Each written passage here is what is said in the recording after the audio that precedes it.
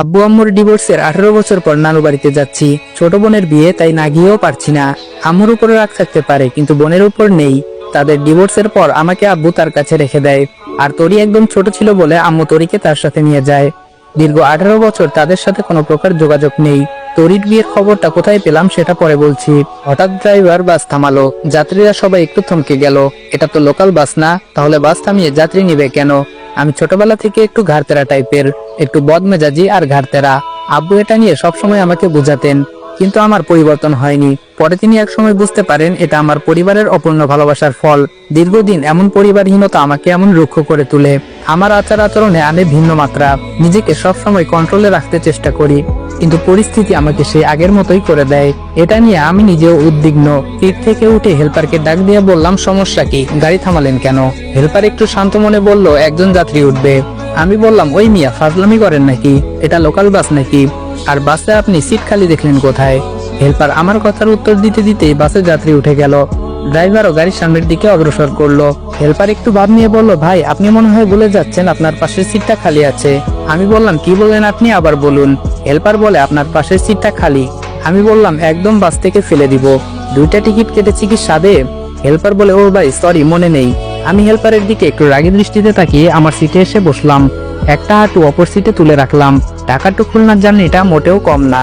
নিজস্ব গাড়ি নিয়ে আসতে পারতাম, কিন্তু এত দূরের জার্নি দুষ্কর হয়ে যাবে। নিজের নিরাপত্তার কথা ভেবে বাসের টিকিট কেটেছি, তাও আবার একটা না, একসঙ্গে দুটো।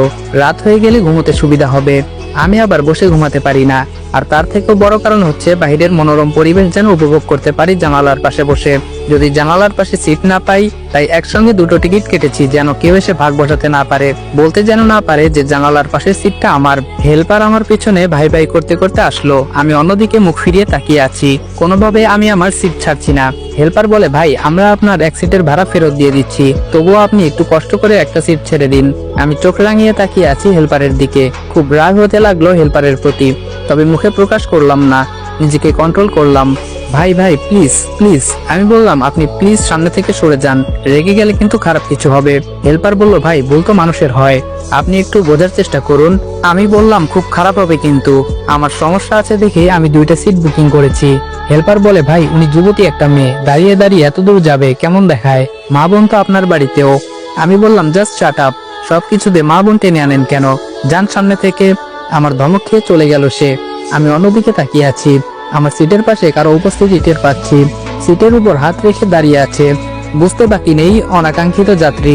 সে যেই হোক, আমার সিট ছাড়তে আমি অসম্মত। আমি একবার মেয়েটার দিকে দৃষ্টি দিলাম। দেখে মনে হচ্ছে কোনো কলেজের স্টুডেন্ট, হোস্টেল থেকে ফিরছে, কেননা কাঁধের মাঝে বেশ বড়সড় একটা স্কুল ব্যাগ। আর বাস থামিয়েছিল একটা মহিলা হোস্টেলের সামনেই। মেয়েটার শ্যামবর্ণ মুখের রং, তবে ততটা কালোও নয়, আবার অতটা সুন্দরও না। তবে মুখের মাঝে আছে অজস্র মায়ের বসবাস। শ্যামলা মেয়েরা এমনিতেই অনেক মায়াবী হয়। আমি অবশ্য কাউকে বাস্তবে তেমন দৃষ্টিভঙ্গিতে দেখিনি। বিদেশে সাদা চামড়ার মানুষ দেখতে দেখতে অভ্যস্ত, তাই এই শ্যামলা চেহারার মায়াবতী কখনো তেমন ভাবে দেখা হয়নি। দেখা হয়েছে হয়তো অনেকবার, কিন্তু খেয়াল করা হয়নি শ্যামলা মেয়েরা মায়াবতী হয়। সেটা হুমায়ুন আহমেদের কোন এক উপন্যাস না গল্পের যেন পড়েছি, সঠিক মনে নেই। বাক্যটা মনে আছে, কিন্তু গল্প মনে নেই। যাই হোক, প্রায় 15 মিনিট হতে চললো। মেয়েটাও কিছু বলছে না, বসবে কিনা। আমিও বলছি না। হেল্পার কিছুক্ষণ পর পর পেছনে তাকিয়ে দেখছে আমি সিট ছেড়েছি কিনা। আমার দৃষ্টি বরাবর হলে আবার অন্যদিকে তাকিয়ে ফেলে। আশেপাশে তাকিয়ে দেখলাম অনেক যুবক আর মাঝবয়সের লোক মেয়েটাকে চোখ দিয়ে গিলে খাচ্ছে। এই বিষয়টা নিতে পারলাম না। সমাজটা আজ নষ্ট হয়ে গেছে। একটা মেয়ে একলা নিরাপদ নয়।